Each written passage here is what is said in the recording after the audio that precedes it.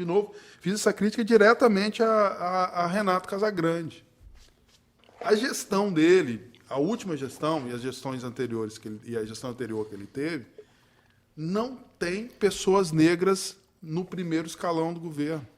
Ele agora vai ter a Jaqueline, que ele colocou lá como secretária da Mulher, que era vice-governadora dele, que ele tinha um problema, inclusive político, ali para resolver. Mas nos cargos que a gente pode chamar de cargos técnicos, economista, na área da educação, na área do planejamento, não tem negros. Não tem. E você tem pessoas negras formadas na UFES, em outras universidades, extremamente capazes. E, às vezes, coloca gente ali que não é tão capaz. A gente vê que não é um problema de você ter que achar negros capazes, não, porque tem. O problema é que tem pessoas brancas incapazes que ele coloca no lugar que deveria estar.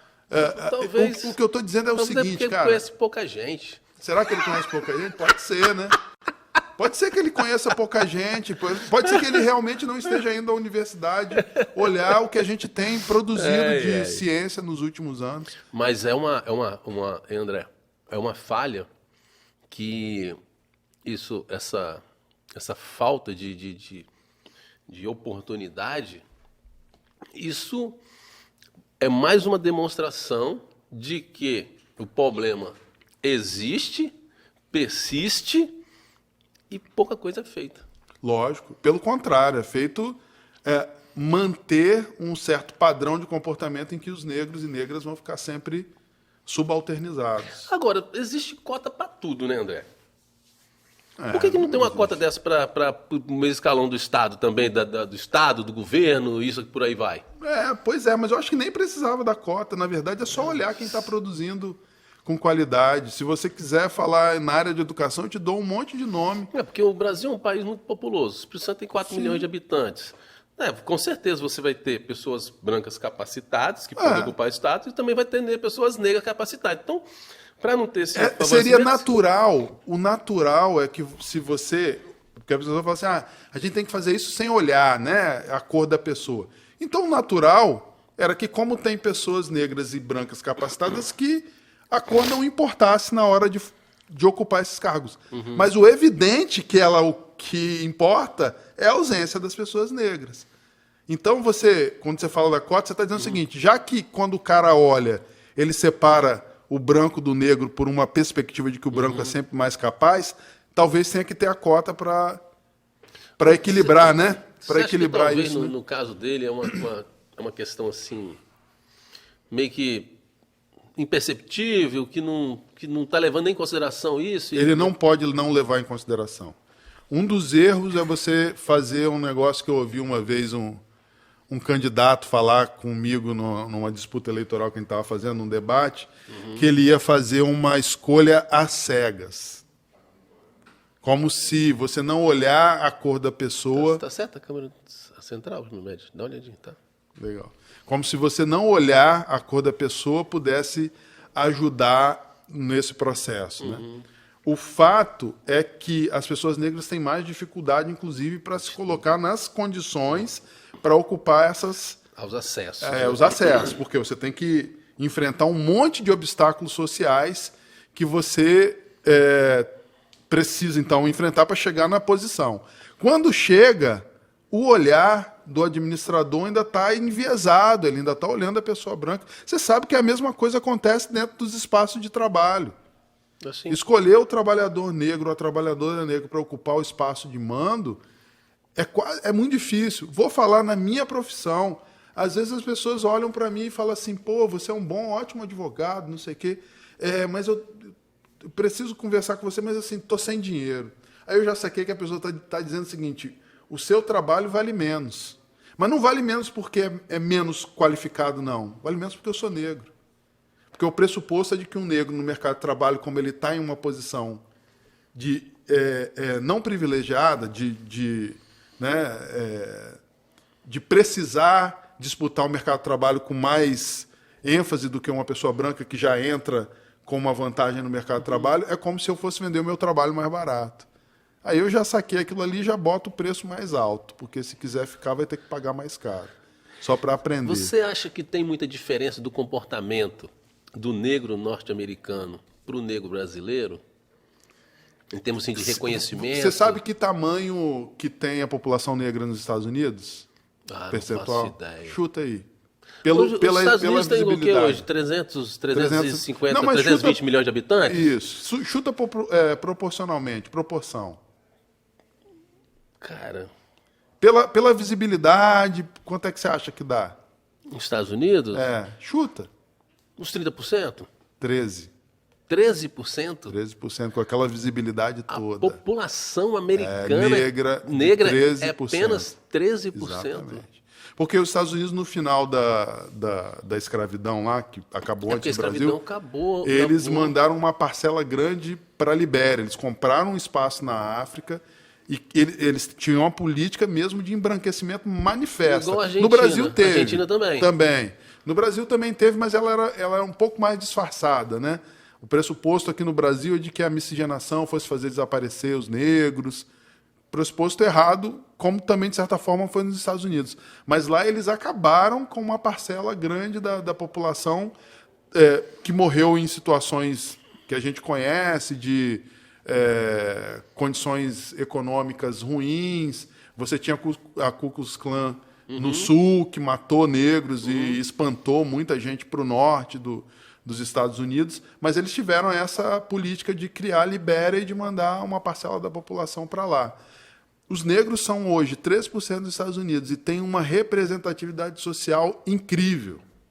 Muito grande. Por quê? Porque existiram políticas que não são só cotas, mas políticas de ação afirmativa para negros e negras nos Estados Unidos, que vão desde colocar na mesma universidade, que é a universidade que os brancos faziam, porque a coisa da integração, lembra da história da integração na educação? Por quê? Porque falava assim, não, os negros vão ter as mesmas condições que os brancos, mas só que de forma separada. Aí você descobriu o quê? Que as escolas para negros eram sempre piores. E aí vem o processo de integração lá na década de 50, obriga a integração, inclusive no Sul, dá um problema danado, né? Os caras ofendem as crianças que estão indo para as escolas em que há integração, até política de fortalecimento do empresariado negro nos mercados. Alguns estados têm cotas ou têm alguma outra política em que o Estado tem que alcançar uma parcela de empresas, um número de empresas dirigidas por pessoas negras como meta. Aí o Estado tem que comprar material dessas pessoas, tem que fortalecer a presença de pessoas negras na condição de manda. Posso estar enganado, mas a impressão que a gente tem é que nos Estados Unidos o negro ele procura uma parceira negra e vice-versa. Demonstra isso pra gente. No Brasil já não tem tanto isso, não. Parece que é o oposto. Você vê você vê uma mistura de raça muito grande no Brasil. Tipo, um branco casa com um negro casa com pardo e mistura. E aí as pessoas às vezes questionam um pouco a questão das cotas. Por quê? Porque às vezes você tem um casal branco, você tem um casal onde um é negro, outro é branco, aí você tem 2 filhos. Aí um é mais claro e o outro é mais escuro. Aí um encaixa na cota, outro não encaixa.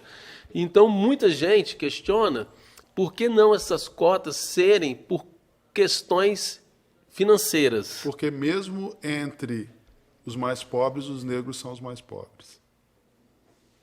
Mesmo entre os mais pobres, os negros... É só você pegar o serviço de... Por exemplo, do comércio. Já te fizeram essa pergunta já, não já? Já te questionaram disso? Sabe, geralmente eu falo o seguinte, você quer tirar essa dúvida de quem que é negro, quem que não é? Chama o policial e pergunta em quem que ele vai dar a batida. Ninguém tem dúvida, não é verdade? Então ele tem que parar com essa hipocrisia. Todo mundo sabe quem é negro, quem não é, quem é lido socialmente como negro e quem não é lido socialmente como negro. Quem é que sofre o preconceito por ser negro e quem é que não sofre. Isso é uma hipocrisia que no Brasil se vive, como se a gente tivesse essa dúvida.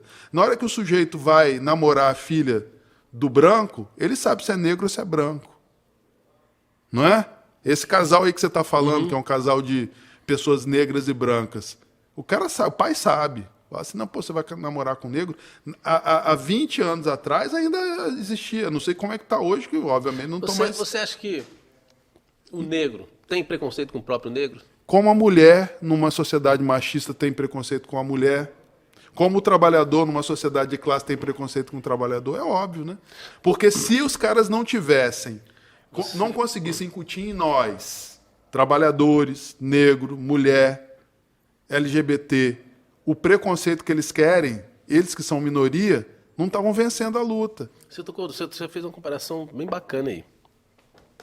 Realmente, parece que o pobre discrimina o pobre, né? A mulher dificulta para a própria óbvio. mulher e o negro, alguns deles para o próprio negro. Você quer ver um exemplo claro?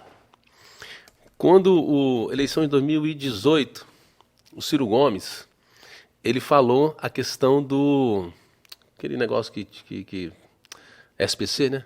Sim. SPC, os outros órgãos aí que bloqueia a conta, esse negócio. Não bloqueia a conta, não. Sim, enfim, nome sujo. Do nome sujo lá. Do nome sujo. Ia limpar o nome dessa galera, financiar e tal, fazer aquilo tudo para poder limpar o nome e botar essa galera toda no mercado de trabalho novamente.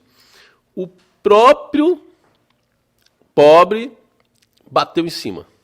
Bateu, zoou, virou meme e tal.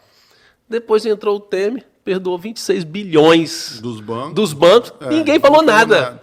Mas veja só, esse preconceito... Ninguém falou nada. Esse preconceito que atinge o negro, que inclusive faz com que o negro tenha preconceito contra o negro, que a mulher tenha preconceito contra a mulher, que o trabalhador tenha preconceito contra a classe trabalhadora, que a pessoa pobre tenha preconceito contra as outras pessoas pobres, esse preconceito é essencial para manter a estrutura de classe.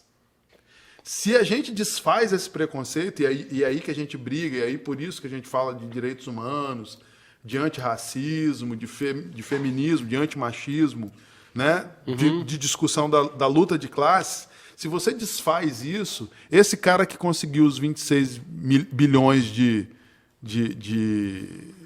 perdão de dívida, não vai conseguir mais que o perdão de dívida passe sem ninguém olhar. Não. Porque ao invés da gente estar brigando entre nós, trabalhador brigando com o trabalhador, a mulher brigando contra a mulher, o negro brigando contra o negro, a gente vai estar brigando contra ele.